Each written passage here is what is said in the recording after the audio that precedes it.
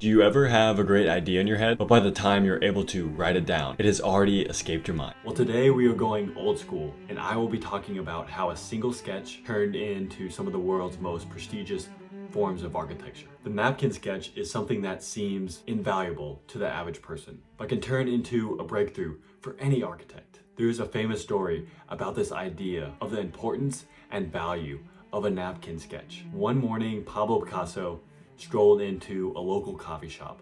As he was waiting for his typical order of black coffee, he took a bite into his scone and took that time to enjoy the flavor of the soft, crumbly treat. He finished up, but was left with crumbles on his napkin. So he stretched it out, brushed them off, and took out his trusty pen out of his pocket. He created a few scribbles before he heard his name called by the barista, indicating that his order was ready. On the way out, he grabbed for his napkin and reached for the trash can, but was quickly stopped by an unsuspecting fan who came up to him asking for that napkin. Picasso said, "That'll be $10,000. The person was shocked and said, "But that only took you 30 seconds to draw." He replied, "No, it took 40 years.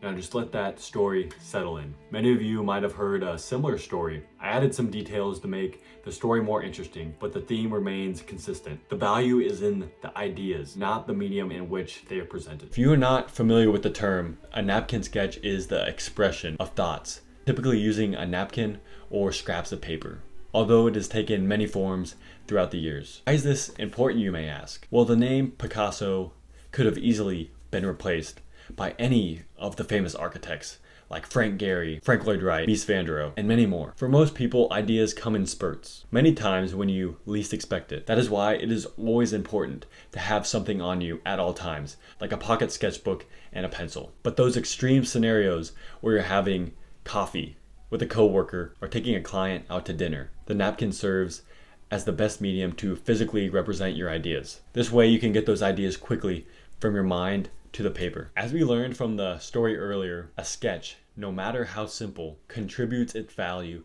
through the experience of the individual. Frank Gehry's sketch of the Guggenheim Bilbao might mean absolutely nothing to the average person, but to him, those interesting scribbles make the world of difference. He even said, "I just see these as scribbles, but anyone else sees no value in my drawings." But these sketches are also important because they're quick to get out designs and ideas. Sketching is a skill and you have to practice. It'll become easier the more you do it and the more you practice at it. Although the entire architecture design process nowadays can be done digitally, it is still a very valuable skill to have as a creative designer. Sketching will forever be a valuable skill for those in the creative profession. No, your sketches probably won't be as good as those Mid-Journey AI generated images, but don't be lazy and let computers design what's best for people. So now you might be wondering, okay, I created a few sketches, but how do I get that to translate into substantial ideas that I can actually build? Now this is a very complicated and hard process because those basic sketches are very simple and you can't really get any design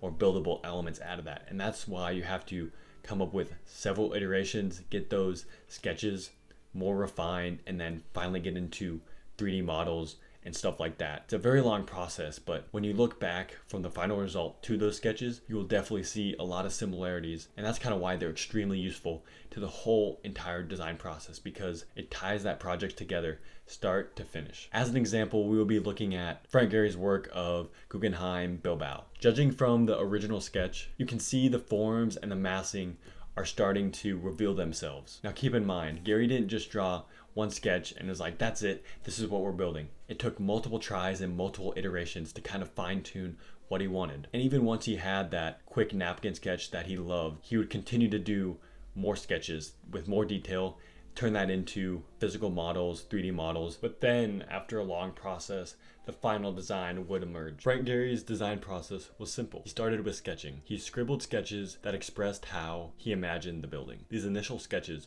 were quick and to the point. The main goal of these were to inform the concept for when Gehry moves on to building physical models. For Gehry, he loved creating physical models. Now that isn't everyone's favorite process because it takes a lot of time, money, and effort. But he felt this was the most effective way for him to figure out the perfect expression of form. Frank Gehry's style at times times was difficult to model and would put strain on the engineers later in the process. But the creative nature and the whimsical process of building a model provided extremely beneficial for Gehry to manipulate forms and material. When technology progressed to more of a 3D digital modeling, it did not change Gehry at all. He continued with his conventional method, but the rest of the office had to adapt the technology around Gehry's methods. The result of all this is a sculptural masterpiece. Although some might disagree with Frank Gehry's style, it is quite amazing how the final result of his buildings clearly resembles some of the early sketches and models that he created. How is this idea of the napkin sketch relevant or important to you? The idea behind this doesn't have to necessarily always relate to architecture. As shown in the movie The Glass Onion, we see the power and success of a business plan that was created by two entrepreneurs in a bar on a napkin. Later in that movie, that simple napkin sketch of a business plan turned out to have extreme value and ultimately played a crucial role in how the movie played out. But now it's your turn. Expression through sketches has been used throughout history, from hieroglyphics to ink drawings, oil paintings, napkin sketches, etc. That just shows that sketching is timeless. Architects of the past and architects of the future will both use that as a medium to convey their ideas quickly. I compiled some results of quick napkin sketches or quick ideas that famous architects had and how they compare with the final result of the building. And it's really interesting when you're looking at these. They're very different because of the complexity and the attention to detail, the materiality, and all the things of that final building.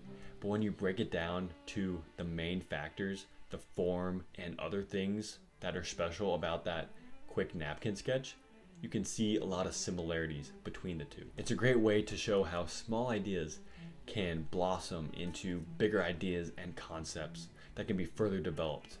And even with the rise in technology, AI, anything you can think of that is threatening an architect's position, sketching will still be useful and valuable, not only for thinking of ideas, but when you're meeting with clients and coworkers, just to quickly sketch out what's in your mind so that you don't have to go back to your desk and spend hours creating a 3D model. Now that you kind of understand the value of a napkin sketch and how it can kind of be integrated into the design process and what the final results do look like, I want to challenge you to come up with a couple quick sketches. This doesn't have to take very long. Quickly turn those napkin sketches and transform them just from an idea into like a building massing and further that concept.